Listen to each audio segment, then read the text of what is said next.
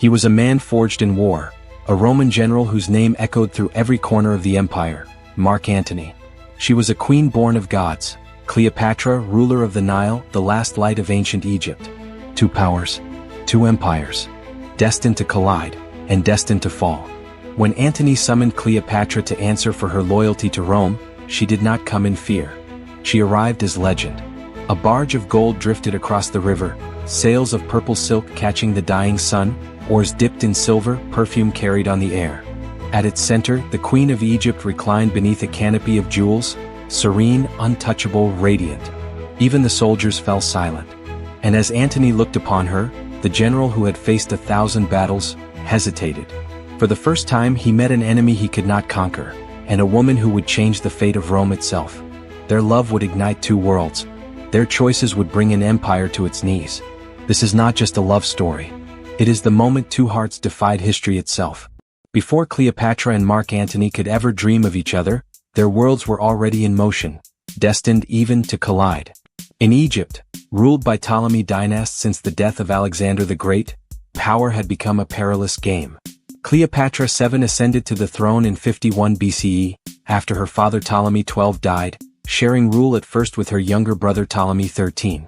She spoke many languages, studied philosophy and statecraft, and projected herself as a living goddess, the embodiment of Isis among her people. She was not a passive ruler. She reformed coinage, strengthened the economy, and aligned policy to preserve Egypt's sovereignty even under the looming shadow of Rome.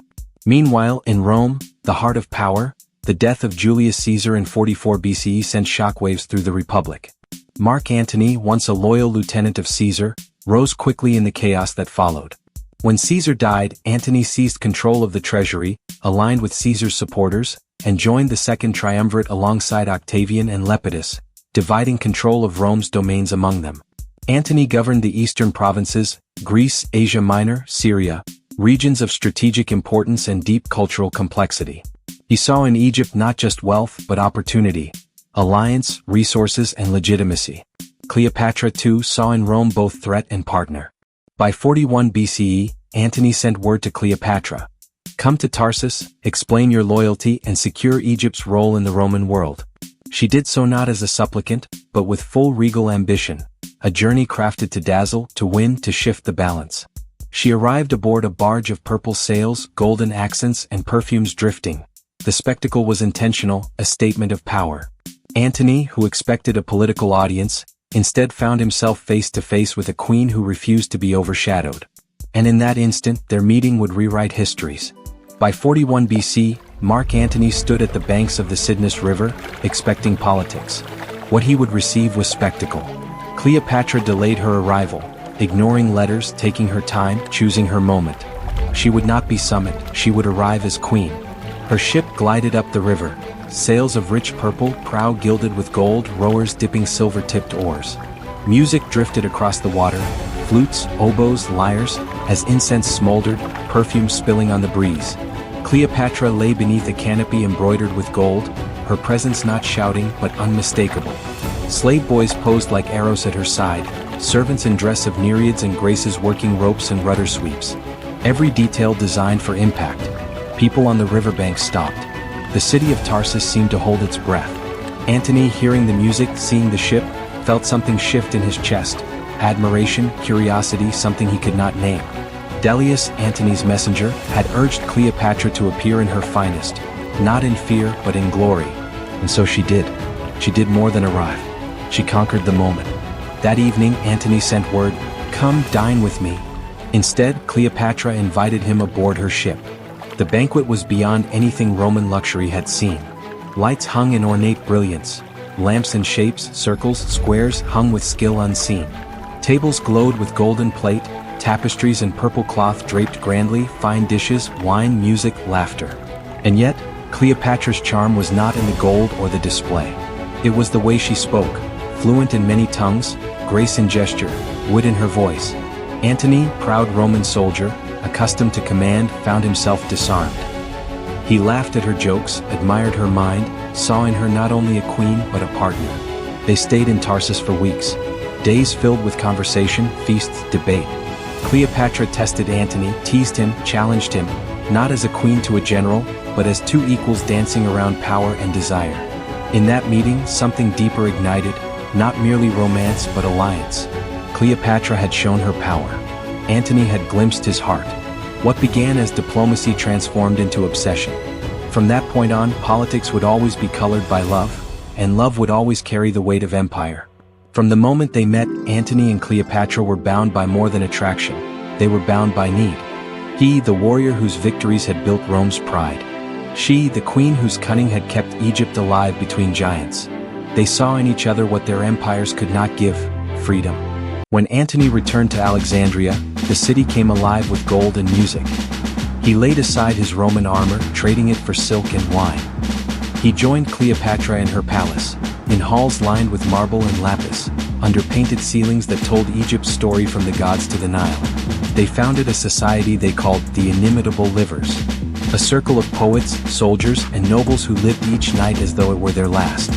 Feasts ran till dawn, pearls dissolved in wine, dancers moving to harps, Antony laughing louder than anyone. But beneath the laughter, the empire whispered. Rome watched. And Rome never forgets. Across the sea, Gaius Octavian, the young heir of Caesar, watched Antony's descent into Egypt with growing fury. He saw it not as love but betrayal. To him, Antony had abandoned Rome for a foreign queen. To Rome, Cleopatra was no longer a monarch. She was a sorceress, a temptress, a threat. Letters poured into the Senate. Antony crowns himself god of wine and pleasure. He gives away Roman provinces as wedding gifts. He kneels before a woman. Each rumor spread like fire. Each word sharpened the blade that would one day divide them. But in Egypt they did not hear the whispers. They heard only each other. Cleopatra spoke of uniting the East, of an empire reborn ruled not by Rome but by them. Antony promised her the world, cities, crowns, safety for her children. They planned, dreamed, and built a vision too vast for either to control. Each night, the same stars shone on Alexandria and Rome, but they told two different stories. To one city it was love. To the other, treason. By 34 BC, Antony and Cleopatra stood side by side before the people of Alexandria. They appeared dressed as gods, he as Dionysus, she as Isis. Before a roaring crowd, Antony crowned her Queen of Kings. And her son by Caesar, Caesarin, he declared King of Kings. For Egypt it was triumph. For Rome, it was the final insult. Octavian needed no more proof. He told the Senate, Antony has become Egypt's slave. Cleopatra rules him through lust. And with those words, war was no longer rumor, it was destiny. Two lovers, two empires, and one inevitable end. The next chapter would not be written in wine or silk, but in fire, steel, and betrayal. And when it was over, history would remember them not as rulers, but as the most tragic lovers the world had ever known. The year was 31 BC. Across the waters of the Aegean, the world held its breath. Two forces, one born of love, the other of ambition, were about to decide the fate of empires. On one side stood Antony and Cleopatra, their fleet shining beneath the blazing sun, sails heavy with Egyptian gold. On the other, Octavian, the cold, patient heir of Rome, whose eyes saw not lovers, but traitors. The Battle of Actium began with smoke and chaos. The sea turned black with oil and blood. Roman trumpets blared across the horizon while Egyptian archers unleashed fire into the wind. At the center, Antony's flagship, proud, unbroken, faced Octavian's endless line of warships. The two greatest powers of the world collided, not for land, not for gold, but for love. For hours the battle raged. Cleopatra's ships fought alongside Antony's, her presence both strength and curse. Then through the smoke she saw it, the battle tilting toward doom. Octavian's navy was closing in. Antony's men faltered, his captains dying one by one. At that moment, Cleopatra made a choice that would echo for eternity. Her flagship turned, sails unfurled, and she fled toward the open sea. To some it was fear. To others, a desperate move to save what was left. Antony saw her ship vanish into the horizon, and in that heartbeat, everything he had built collapsed. He abandoned the fight. He followed her. The general who once commanded legions, now chased a single ship across the sea. When the battle ended, Octavian stood victorious. Rome had conquered. The lovers had lost. Antony's honor was shattered. His army scattered. And Cleopatra, once the goddess of the Nile, returned to Alexandria with a crown that now felt heavier than gold. In the months that followed, Octavian closed in on Egypt. The deserts grew silent. The harbors emptied. Every ally vanished into the shadows. In her palace, Cleopatra dressed in mourning black. Antony, broken and weary, wandered her halls. The man who once defied Caesar, now a ghost among columns. Still, they held on to each other, even as the empire turned its sword against them.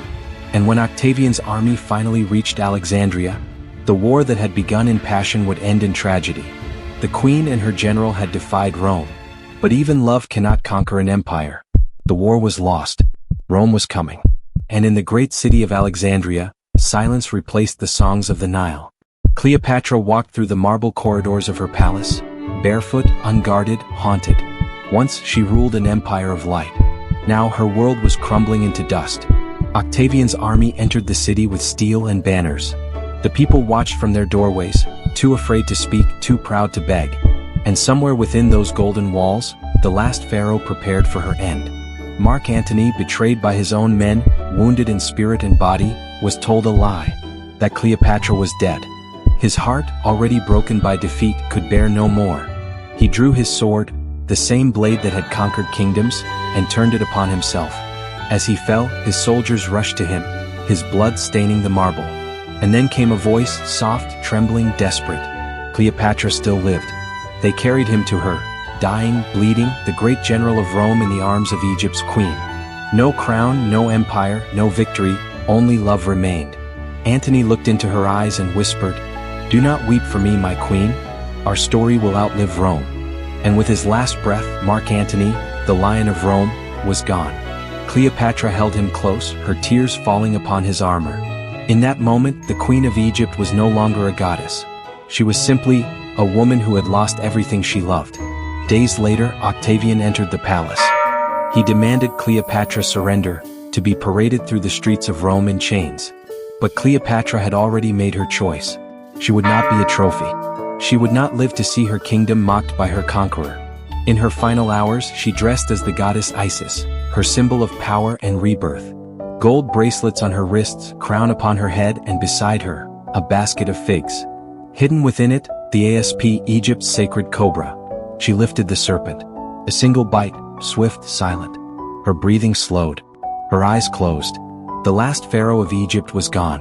When Octavian found her body, he stood in silence.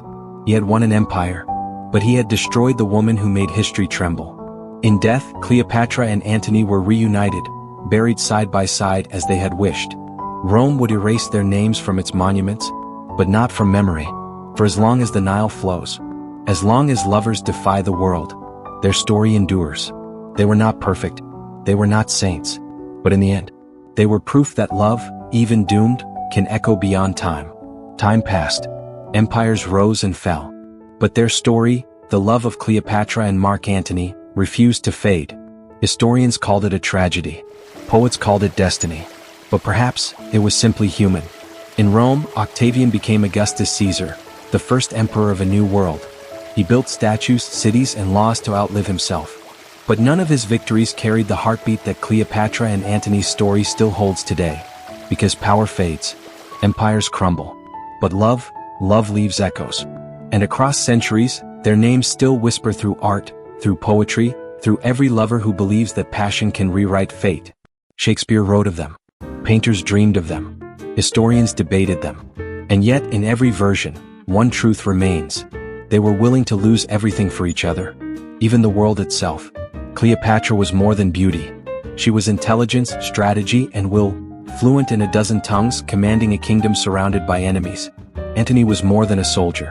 He was loyal, passionate, and flawed, a man torn between duty and desire. Together they became a warning, and a legend. Every generation searches for a love that feels immortal, one that defies rules, distance, even death. That's why their story endures. Because deep down we all want to believe that somewhere, somehow, love can conquer time. Two lovers, two empires, one timeless story. They lived, they fought, they loved, and in the end, they became echoes of time. If this story moved you, like, share, and subscribe for more timeless tales from history. Which historical romance should I tell next? Let me know in the comment.